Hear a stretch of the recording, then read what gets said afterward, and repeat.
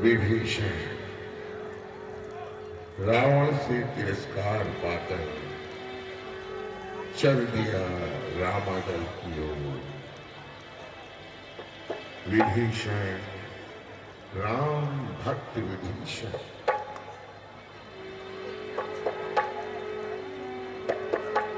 राम राम राम राम। अरे ये कौन हमारे दल में घूम रहा है? चाल डाल से तो राक्षस प्रतीत होता है, परंतु मस्तक पर तिलक लगाए, गले में माला पहने और राम राम रटते हुए बड़ी भक्त सा लगता है। जय रघुकुल भूषण भगवान राम की जय। भाई तुम लोग बड़े भाग्यशाली हो जो भगवान की सेवा में अपना जीवन बिता रहे हो और अपने जीवन को सार्थक बना रहे हो। भाई मैं रावण का अनुज विभीषण जन्म से ही राक्षस हूं और मैं भगवान की शरण लेने आया हूं। कृपा करके प्रभु को ये समाचार सुना दीजिए।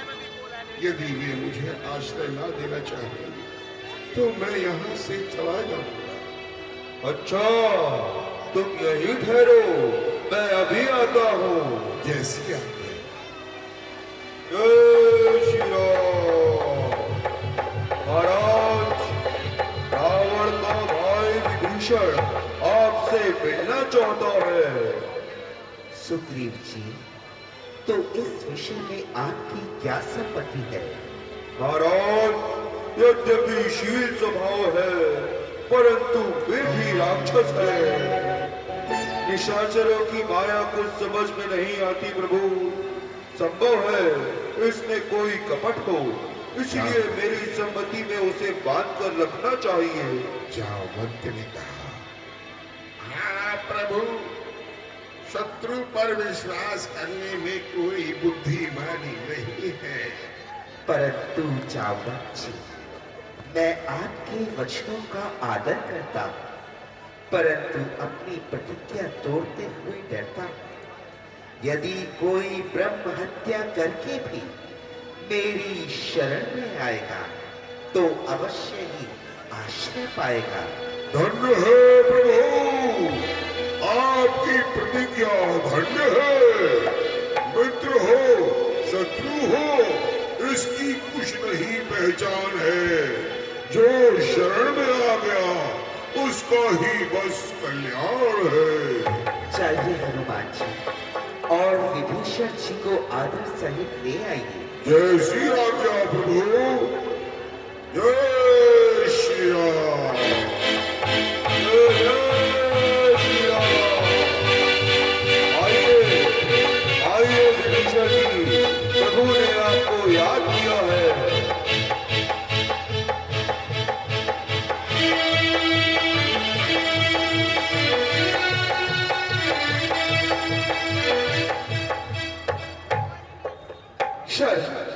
शरण लेना।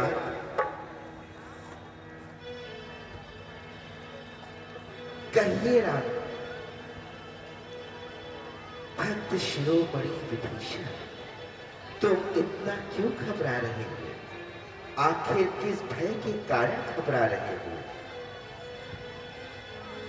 कुछ न पूछो भगवान, मैंने निशाचर कुल में जन्म लिया है।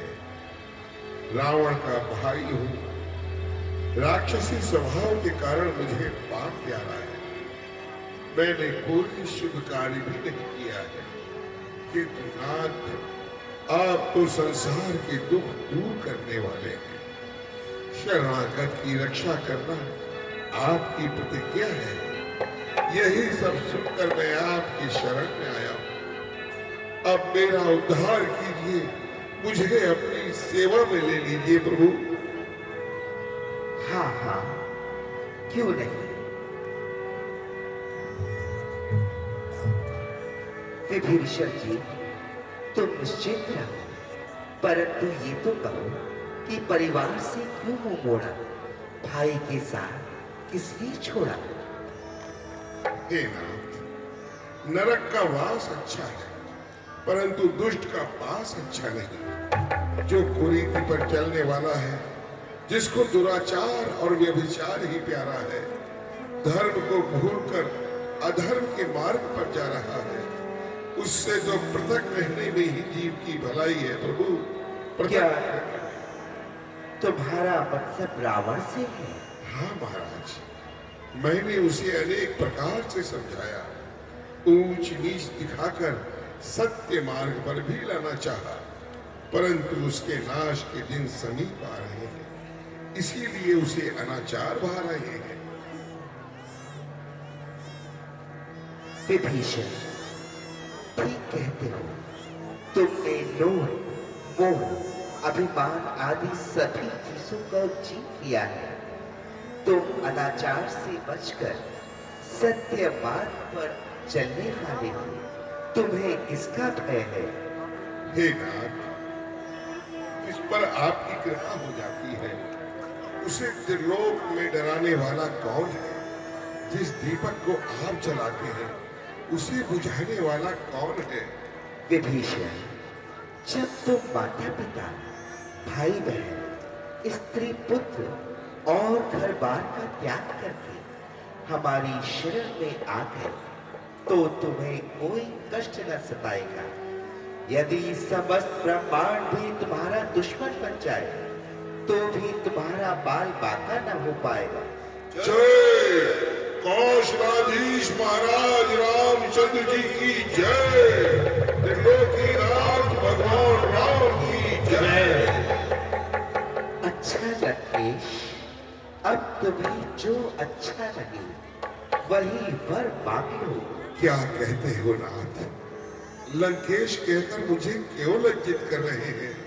लज्जित नहीं, हम ठीक कहते हैं, और आज से तुम्हें लंका का राजा बनाते हैं। नहीं नहीं महाराज, नहीं। आपके चरणों की भक्ति को छोड़कर मुझे किसी चीज की इच्छा नहीं है प्रभु।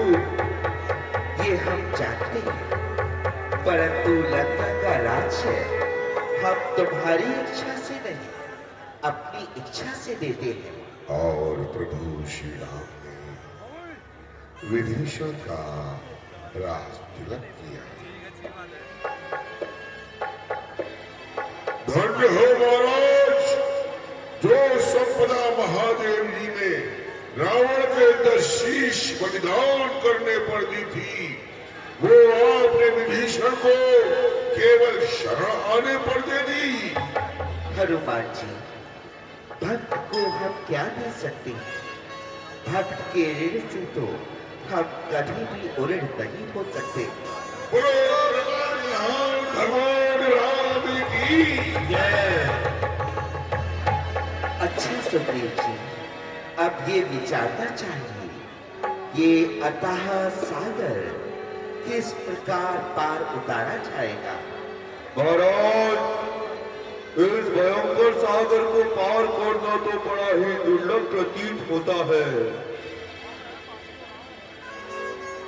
नहीं महाराज, आपके सामने कोई दुर्लभ काम नहीं है। आपकी दृष्टि पड़ते ही पर्वत मार्ग छोड़ सकते हैं। आपके बाण करोड़ों समुद्रों को सुखा सकते हैं। फिर भी नीति ने ऐसा कहा है कि पहले नम्रता से काम लेना चाहिए। हाँ, ठीक कहा।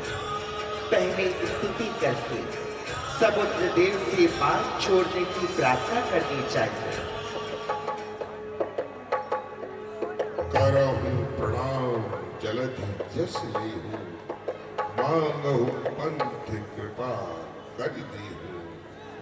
सुनहु तात रघुवर ही ठान, लेटहु वंश धनुष अभिमानी। भैया, मूर्ख लोग नम्रता से नहीं माना करते। नीच प्रकृति वाले अधीनता को नहीं जाना करते। जब तक आपके कोप की यात्रा को नहीं सहेगा, तब तक ये अभिमानी समुद्र राह नहीं देगा। ठीक है भाई, मूर्ख की विनती करना, क्रोधी को शांति का पाठ पढ़ाना और कंजूस को दान की शिक्षा देना सदैव ही निष्फल रहता है। अभिमानी के सामने हाथ जोड़ने का घातकपन होता है। लो, अब अग्नि बाण चलाता है और इसे सुखाता है।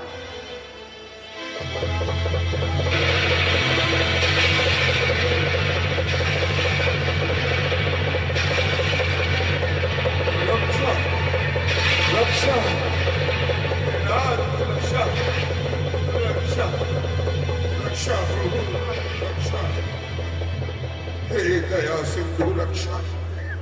प्रभु, मैं अपराधी हूँ, मैं अभिमानी हूँ, मेरे अवगुणों को क्षमा करो प्रभु, मेरे दोषों को क्षमा करो। समुद्र देव, हमने विनती की, हमने नम्रता के साथ प्रार्थना की, किंतु तुमने उसकी ओर तनिक भी ध्यान नहीं दिया। अभिमान के वश होकर हमारी नम्रता का अनुचित लाभ उठाया। अब उसका फल भोगने के समय घबराते क्यों हो? हे नाथ, आपका क्रोध प्रलय के समान होता है। आपका एक ही बाण अनेकों ब्रह्मांड का नाश कर सकता है। फिर मैं दीन बेचारा किस गिनती में हूँ? मुझे अपना दास समझकर क्षमा कर दीजिए और इस भयंकर बाण से अभय दान दीजिए प्रभु।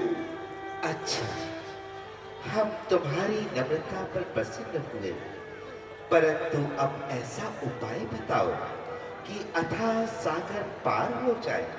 हाँ हाँ, इसका उपाय है प्रभु। सुनिए, किसी नदी के किनारे एक क्षमाशील मुनि रहते थे और ये नल नील दोनों भाई वहां उपद्रव किया करते थे। जिस समय वे मुनि आंख बंद करके ध्यान में बैठते, उसी समय ये उनके ठाकुर जी को उठा लाते और समुद्र में बहा देते।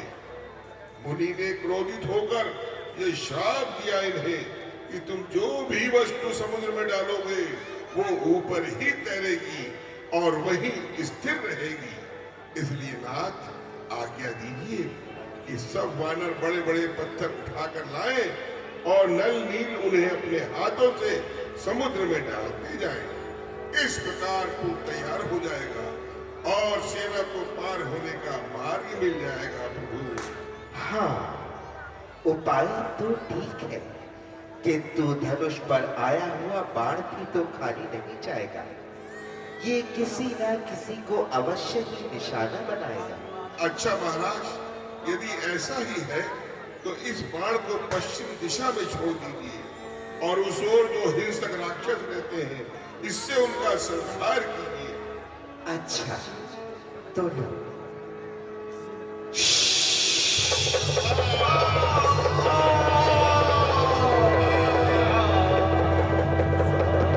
जय भक्तवत्सल भगवान की जय। और समुद्र में प्रस्थान करते हैं। अच्छा नन्ही जी, अब तुम वायु सहित चली जाओ और जितनी जल्दी हो सके पुल बनाओ। जैसी आज्ञा प्रभु। और नल नील आदि वानर चल दिए सेतु बनाने के लिए। और इधर प्रभु श्री राम के मन में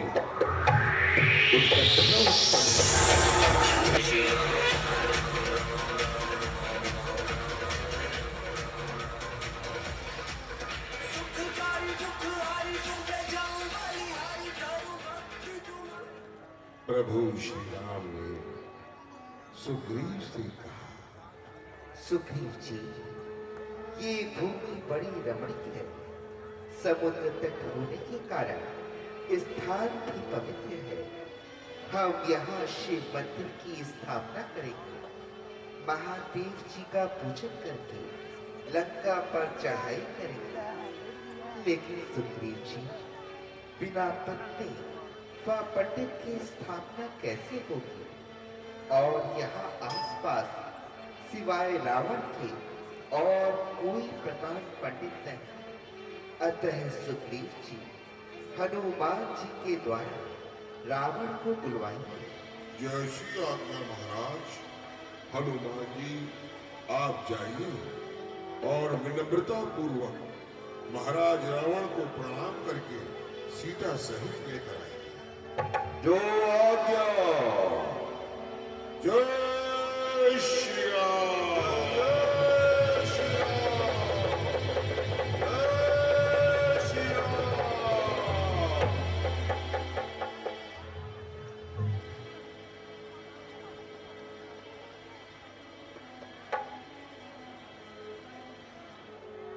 प्रभु श्री राम ने समुद्र तट पर शिवलिंग की स्थापना की और दूसरे कार्यों में लग गए कि जब तक रावण आए तब तक सारा प्रबंध पूरा हो जाए।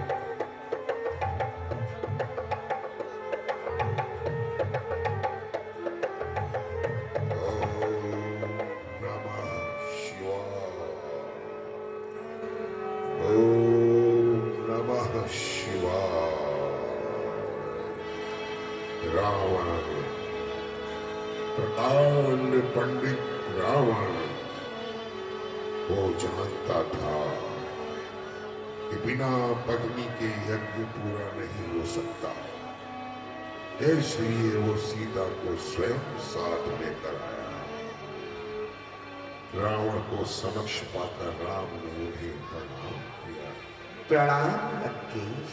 चिरंजीवी भाव, आयुष्मान भाव। आपने आकर अति कृपा की विप्रवर।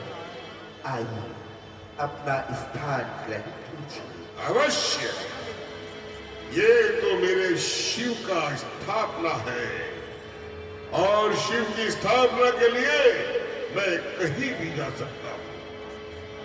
विराजो सीता, राम के बाएं अंग पर विराजो। ओम नमः शिवाय। ओम नमः शिवाय। पूजा संपन्न हुई राम, अब हमें आज्ञा दो। भैया, हम माता सीता को यहाँ से नहीं जाने देंगे। नहीं लक्ष्मण, वो विप्र रूप में यहाँ आए, उनका अनादर करना उचित है। विप्रवर, मैं आपको कुछ गुरु दक्षिणा देना चाहता हूं। हाँ, अवश्य दो। क्या दे सकते हो मुझे? जो आप चाहिए। तो राम, मुझे यही दक्षिणा दो कि मैं अपने जीते जी तुम्हें लंका में प्रवेश ना करने दूं और तुमसे पहले मोक्ष प्राप्त करूं। मैं मोक्ष प्राप्त करूं, मोक्ष प्राप्त करूं। तथास्तु। मांगो राम, अब तुम भी कुछ मांगो। लंकेश, मुझे लंका विजय होने का वरदान दीजिए। जानता था मैं, जानता था। ठीक है राम, विजयी भव, विजयी भव। जय शंकर। आओ सीधे।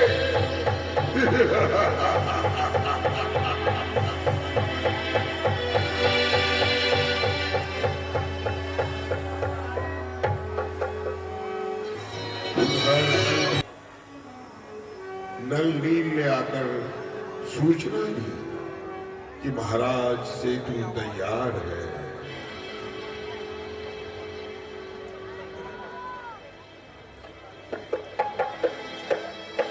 सभी वानर सेतु तैयार करने में लगे हुए थे। बस अंतिम चरणों में था सेतु निर्माण।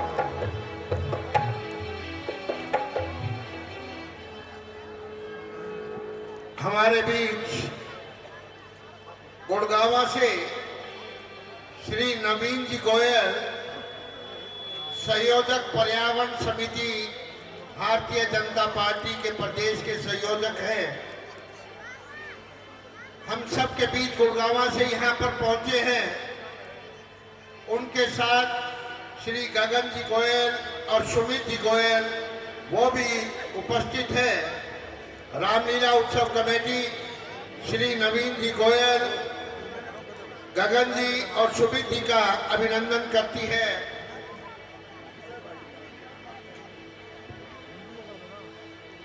स्वागत करती है और रामलीला उत्सव कमेटी मंच पर उन्हें स्मृति चिन्ह देकर सम्मानित कर रही है।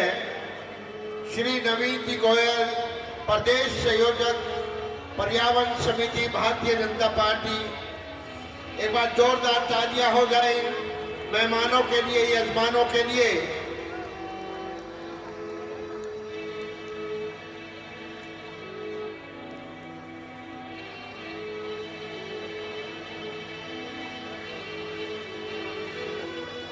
नल और नील भगवान श्री राम जी के आशीर्वाद से समुद्र के ऊपर सेतु पुल का निर्माण कर रहे हैं। जय श्री राम।